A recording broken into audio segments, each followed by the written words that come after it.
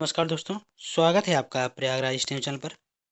ध्यानपूर्वक लिखेगा, बहुत ही शानदार मैटर है। डिक्टेशन 5 सेकंड में शुरू होगी। चैनल पर नए हैं तो जरूर सब्सक्राइब कर लें। डेली बेहतरीन डिक्टेशन आपको चैनल के माध्यम से उपलब्ध कराई जाती है। Ready, start.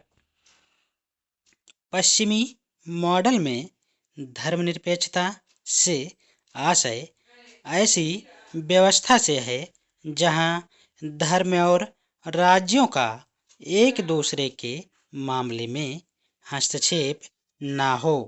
व्यक्ति और उसके अधिकारों को केंद्रीय महत्व दिया जाए। वहीं इसके विपरीत भारत में प्राचीन काल से ही विभिन्न विचारधाराओं को स्थान दिया जाता रहा है। यहाँ धर्म को जिंदगी का एक तरीका, आचरण संहिता तथा व्यक्ति की सामाजिक पहचान माना जाता रहा है।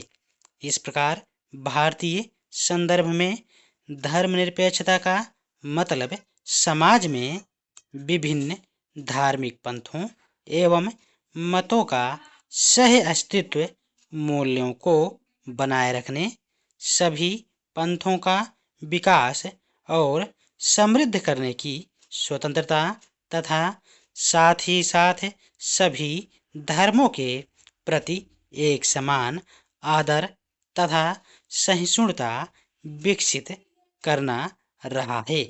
उल्लेखनीय है कि भारत की प्रस्तावना में 42वें संविधान संशोधन के बाद पंथ निरपेक्ष शब्द जोड़ा गया, लेकिन पंथ निरपेक्ष शब्द का प्रयोग भारतीय संविधान के किसी भाग में नहीं किया गया है।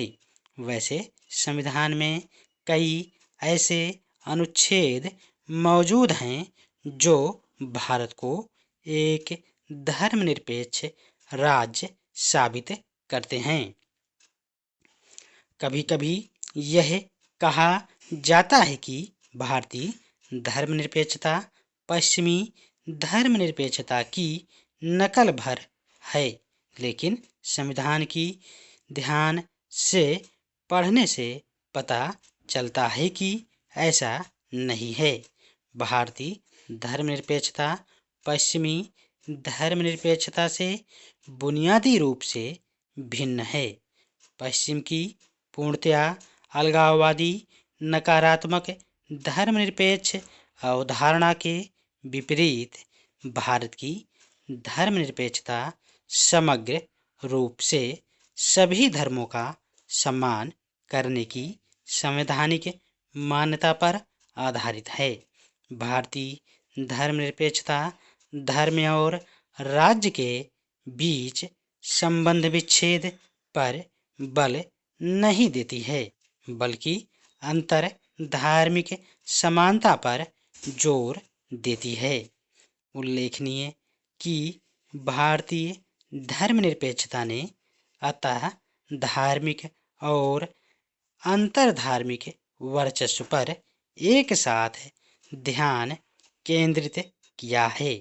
इसने हिंदुओं के अंदर दलितों और महिलाओं के उत्पीड़न और भारतीय मुसलमानों अथवा ईसाइयों के अंदर महिलाओं के प्रति भेदभाव तथा बहुसंख्यक समुदाय द्वारा अल्पसंख्यक धार्मिक समुदायों के अधिकारों पर उत्पन्न किए जा सकने वाले खतरों का विरोध किया है, जो इसे पश्चिमी धर्मनिरपेक्षता की अवधारणा से भिन्न बनाती है।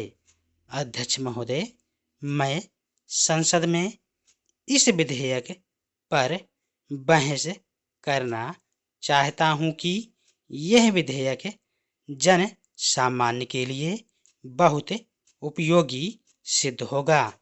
इस वर्ष के बजट में जन कल्याण से संबंधित कई योजनाओं का जिक्र किया जा रहा है। धन्यवाद।